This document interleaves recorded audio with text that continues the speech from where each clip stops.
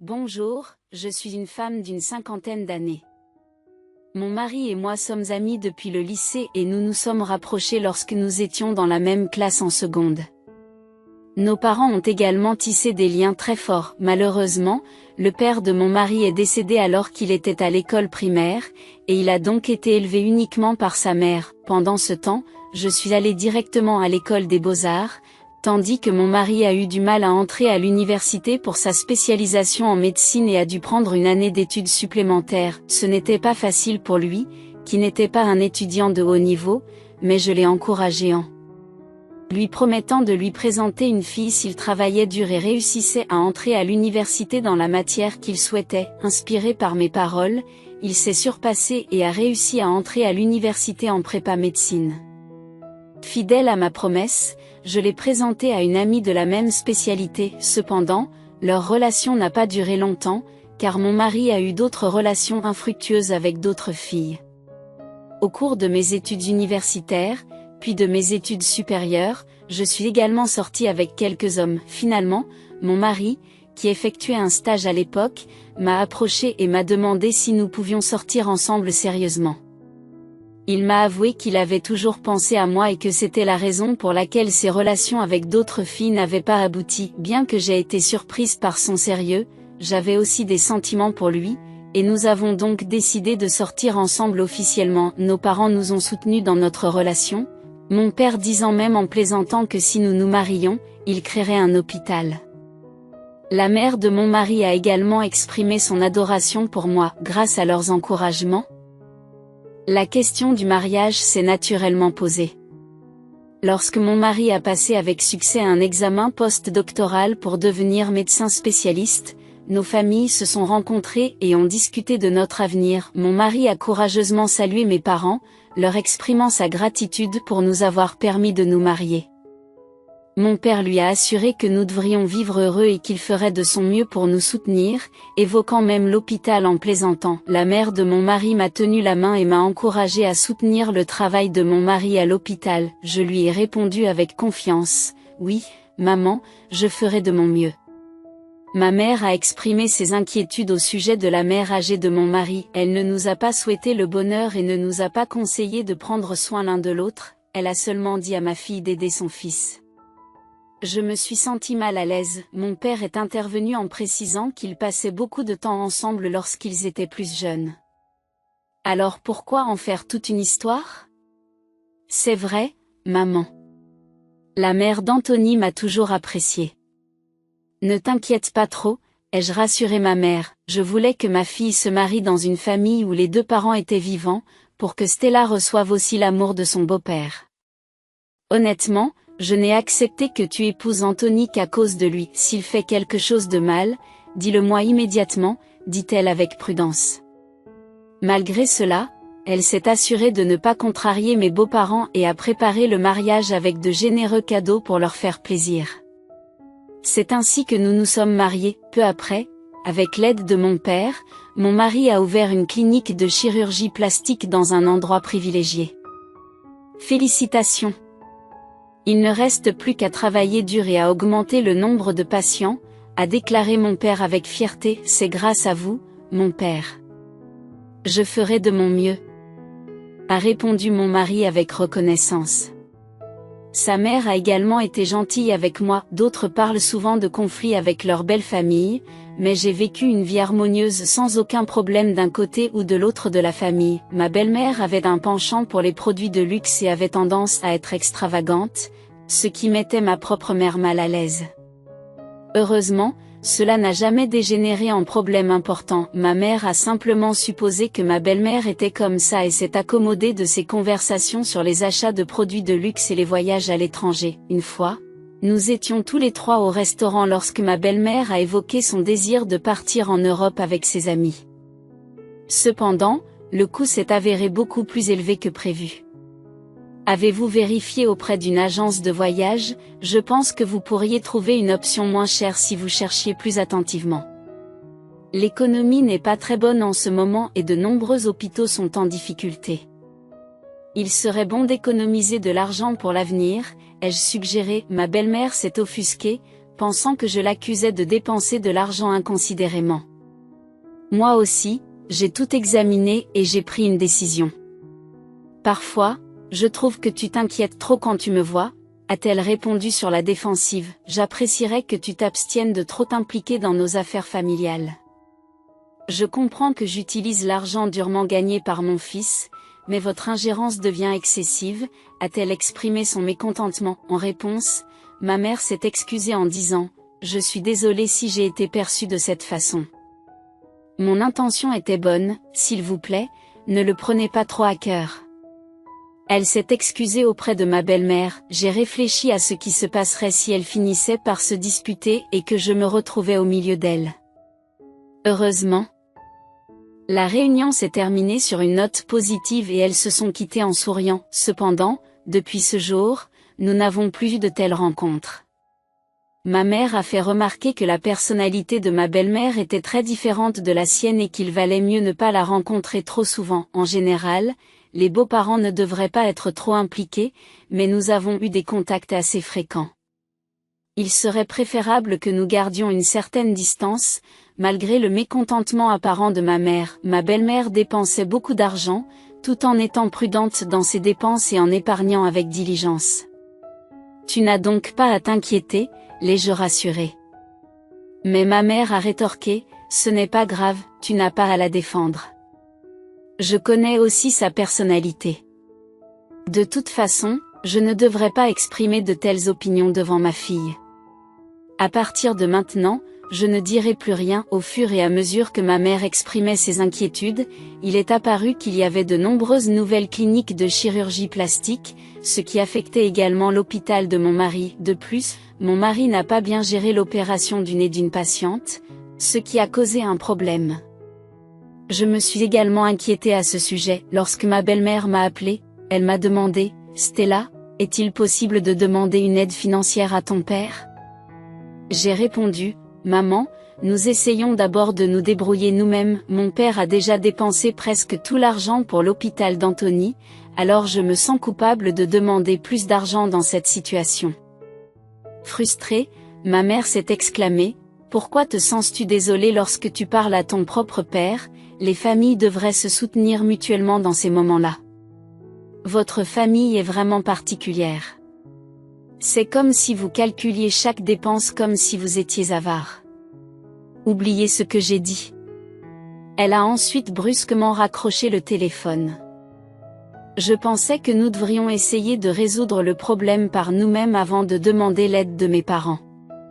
Cependant, à cause des rumeurs qui circulaient sur les mauvaises performances de notre hôpital, le nombre de patients a chuté de manière drastique. Je n'ai pas eu d'autre choix que d'informer mon père que des erreurs peuvent se produire, mais que cela est lié à la réputation de notre hôpital. Les événements qui se sont déroulés ont eu un impact profond sur ma vie. J'espère que cela vous servira de leçon et que vous ferez preuve d'une plus grande prudence à l'avenir. Oui, mon père, je me souviendrai toujours que mon mari s'est excusé auprès de vous et a résolu le problème avec l'hôpital. Avec votre soutien, il a ouvert un nouvel hôpital dans une autre région et a commencé à y exercer, et l'hôpital a prospéré sans aucune aide supplémentaire. C'est à cette époque que j'ai découvert que j'étais enceinte. Malheureusement, j'ai souffert de graves nausées matinales qui ont persisté même après 4 mois. C'était une grande source de souffrance pour moi. Un jour, alors que je me reposais chez mes parents, mon mari, qui devait venir me chercher, n'est pas arrivé lorsque je l'ai appelé à l'hôpital. On m'a dit qu'il était retardé à cause d'opérations chirurgicales imprévues. J'étais sur le point de partir seule lorsque mon père a insisté pour m'accompagner. J'ai protesté, l'assurant que j'étais capable de rentrer seule à la maison. Mais mon père m'a rappelé que j'étais enceinte et que je ne devais pas prendre de risques inutiles. Il a insisté sur l'importance de faire passer mon bien-être avant tout. Finalement, 2 personnes bienveillantes, dont mon père, ont proposé de me ramener chez moi. Avec mon père au volant, nous avons donc entamé le voyage de retour. Malheureusement, cette journée s'est transformée en une terrible épreuve dont j'aimerais ne jamais me souvenir. Alors que nous roulions le long de la rivière, Un camion s'est déporté sur notre voie et a percuté notre voiture de plein fouet. Le choc m'a fait perdre connaissance. Lorsque j'ai repris conscience, j'étais entourée de chaos et d'agitation dans la salle d'urgence de l'hôpital. Une infirmière m'a demandé si j'avais quelqu'un à contacter, et j'ai donné le numéro de téléphone de mon mari avant de retomber dans l'inconscience. À mon réveil dans la chambre d'hôpital, j'ai remarqué que mon père et ma mère n'étaient pas à mes côtés. C'est alors que j'ai appris, à travers les larmes et le chagrin, qu'ils avaient tous deux tragiquement perdu la vie dans l'accident. Pour aggraver la tragédie, j'ai également perdu mon bébé à naître.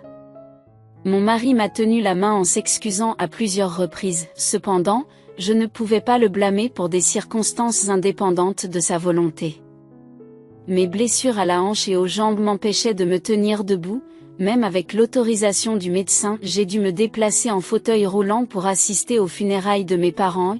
Tout au long de la cérémonie, je n'ai pas pu m'empêcher de pleurer. Je me suis retrouvée seule, aux prises avec des douleurs atroces dans les jambes et les hanches, mais la douleur de la perte de mes parents était bien plus insupportable. Ma belle-mère, qui est une personne active, n'était pas très disponible pour me soutenir, et mon mari, accaparé par ses responsabilités à l'hôpital, était préoccupé et incapable d'apporter beaucoup de réconfort. Mes parents ne se sont pas bien occupés de moi.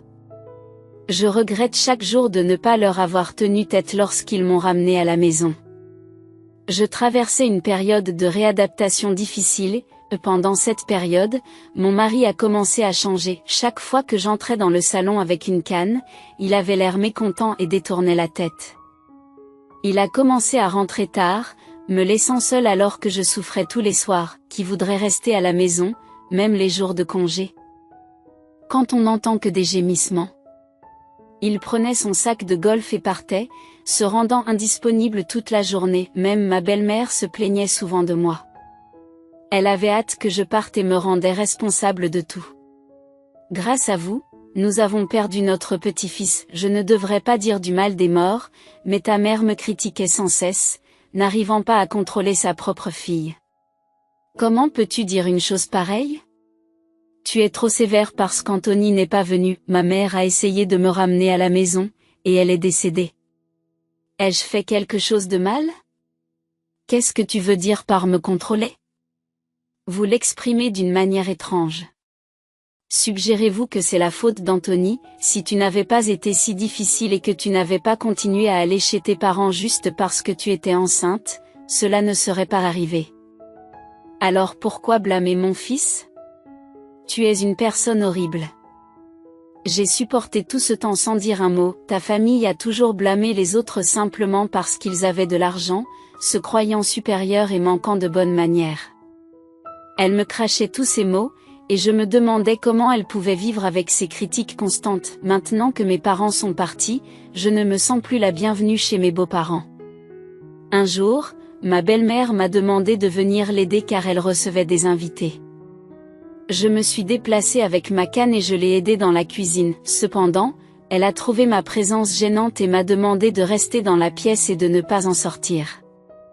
Pendant ce temps, mon mari était dehors avec les invités, m'ignorant complètement. Je suis restée coincée dans une petite pièce pendant des heures, incapable d'aller aux toilettes. Lorsque la réunion s'est enfin terminée, j'ai aidé à nettoyer, mais à ce moment-là, je me suis dit, qu'est-ce que je fais? Ce jour-là, j'ai pris la décision de divorcer, mon mari vivant pratiquement avec sa mère. Je lui ai envoyé les papiers du divorce à l'hôpital. Lorsque ma belle-mère a appris la nouvelle, elle s'est comportée comme si elle s'y attendait depuis le début et a dit, « Vous avez dû en entendre beaucoup parler. » Mais je pense que c'est mieux ainsi. Il est injuste qu'une personne en accable une autre, surtout si c'est vous qui avez pris l'initiative du divorce. Dans ce cas, vous ne devez pas vous attendre à une pension alimentaire. Cela m'a été clairement expliqué. Mon mari a agi comme si cela ne le concernait pas et a suggéré que sa mère s'occuperait de tout. Il s'empressait de raccrocher le téléphone lorsque je l'appelais. C'est à ce moment-là que j'ai eu le cœur brisé et que j'ai pleuré tous les jours. Je regardais souvent une photo de mes parents et je me souvenais. Un jour, je me suis endormie et j'ai entendu mon mari parler au téléphone dans le salon. Maintenant que je m'en sors bien financièrement et que je n'ai plus de soucis d'argent, pourquoi devrais-je m'accrocher à une personne handicapée? Je craignais qu'elle n'aborde pas d'abord le sujet du divorce, mais heureusement, tout s'est bien passé en fin de compte. Lorsque je divorcerai, je me remarierai. En fin de compte, j'ai été choquée. Il s'avère que notre mariage était planifié depuis notre plus jeune âge, lorsque nous étions des amis proches. Il me voyait comme un moyen d'acquérir de l'argent. J'ai été stupide de ne pas le connaître vraiment en tant que personne. Mon mari dormait dans une chambre séparée et partait le matin avec quelques vêtements. Je ne voulais pas me retrouver dans le même espace que lui, même pour une minute. J'ai donc fait mes bagages et je suis partie. Mon ami m'a conseillé d'intenter une action en justice pour récupérer tout l'argent qui avait été versé à l'hôpital. Mais je ne savais pas par où commencer ni quoi faire. Je pouvais à peine prendre soin de moi, et mon mari et moi n'étions que d'accord pour divorcer. Je me sentais engourdie et seule. Car ma guérison n'était pas encore achevée et je ressentais encore beaucoup de malaise. C'est alors que mon ami m'a suggéré d'apprendre l'illustration. Tu as étudié la peinture, tu devrais donc pouvoir apprendre rapidement les outils du programme. De toute façon, je craignais que tu n'abandonnes la peinture après ton mariage. Mes amis m'ont encouragé à essayer, j'ai commencé à apprendre l'illustration et les leçons ont progressé rapidement. Au début, c'était difficile, mais une fois que j'ai appris les techniques, j'ai pu les assimiler rapidement. Je me suis concentrée uniquement sur le dessin, et l'un des instructeurs de l'académie m'a présenté une opportunité d'emploi. J'ai commencé à illustrer un livre, ce qui m'a ouvert d'autres projets. J'ai également partagé mes dessins sur mes blogs, ce qui m'a valu de nombreux adeptes au fil des ans. Après quelques années, un membre du conseil d'administration de l'entreprise de mon père, accompagné d'un avocat, est venu me voir. Ils m'ont présenté un testament séparé que mon père avait préparé. Ce testament stipulait que lorsque j'atteindrais un certain âge, j'hériterais de l'entreprise, puisqu'il était décédé. De manière surprenante, les termes du testament n'ont pas été modifiés. Le décès de mon père m'a profondément ébranlé. Il a provoqué un grand bouleversement dans l'entreprise, car il n'y avait plus de propriétaire pour la diriger. Le directeur, qui était très proche de mon père, a réussi à surmonter ces difficultés. Il lui a donc fallu du temps pour m'approcher, car il n'avait pas d'enfant et avait toujours manifesté un intérêt particulier pour moi lorsque j'étais jeune. Bien que j'ai eu des contacts fréquents avec lui, nos rencontres se sont espacées après la mort de mon père. Lorsque j'ai commencé à participer aux activités de l'entreprise de mon père, j'ai eu du mal à comprendre comment la gérer. À la recherche de conseils, j'ai discuté avec le directeur du conseil d'administration et nous avons décidé d'engager un directeur général professionnel pour cette tâche. Compte tenu de vos efforts diligents dans la gestion de l'entreprise, je continuerai à compter sur votre soutien. Je vous suis incroyablement reconnaissant pour votre aide. Ce jour-là, j'ai offert à mes amis une fête somptueuse. C'est grâce à vos contributions que j'ai pu arriver jusqu'ici. Je vous exprime toute ma gratitude. À cet égard, mon ami a fait remarquer que c'était un témoignage de mes propres capacités, et leur fierté à mon égard était évidente. Pendant cette période, j'ai pu marcher sans avoir besoin d'une canne. Même si je ne pouvais pas marcher pendant de longues périodes, j'ai ressenti une immense joie de pouvoir à nouveau me tenir debout normalement. Tout en poursuivant mes thérapies de rééducation, j'ai réussi à conserver mon travail d'illustration. Faisant la navette entre l'hôpital et mon domicile, mon entreprise m'a proposé d'assumer le rôle de directeur de la promotion. Cependant, mes connaissances en matière de gestion d'entreprise étaient insuffisantes. J'avais des réticences à m'impliquer dans l'entreprise, d'autant plus que je manquais de compétences. Cependant, ils ont estimé que ma réputation établie d'illustrateur accompli et mes compétences améliorées pourraient contribuer aux efforts de promotion de l'entreprise. Ils m'ont suggéré d'utiliser mes talents artistiques pour présenter l'entreprise par le biais d'images et de dessins. Malgré mon hésitation initiale, le directeur du conseil d'administration m'a essentiellement contraint à devenir directeur externe. Toutefois, je ne pouvais pas me contenter de recevoir une rémunération sans rien apporter, et j'ai donc systématiquement fourni des illustrations qui correspondaient à l'image de marque de l'entreprise. Heureusement, ces travaux ont été bien accueillis par les employés de l'entreprise. C'est lors de la célébration de la fondation de l'entreprise que le directeur du conseil d'administration a suggéré que je prononce le discours d'ouverture en tant qu'actionnaire principal. Ayant toujours vécu dans la gratitude envers mon père et son entreprise, j'ai accepté d'assumer cette responsabilité. Je me suis habillée et me suis préparée à quitter ma maison lorsque mon mari est apparu soudainement. « Stella, comment vas-tu? Cela fait longtemps, n'est-ce pas? Pourrions-nous trouver un moment pour discuter quelque part, ou pourrais-je entrer comme si de rien n'était ?» Il a essayé de faire comme si nous étions de vieux amis, en ignorant tout sans vergogne. « Je dois partir immédiatement.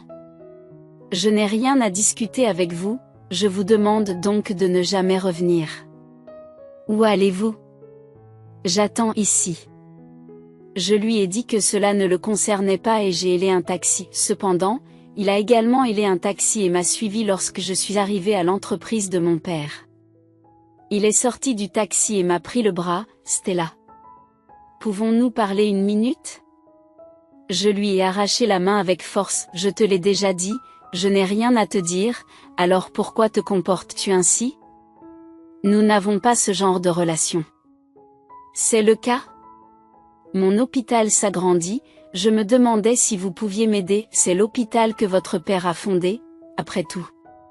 Ce serait merveilleux si vous envisagiez d'investir, vous ne pensez pas? Vous êtes le pire.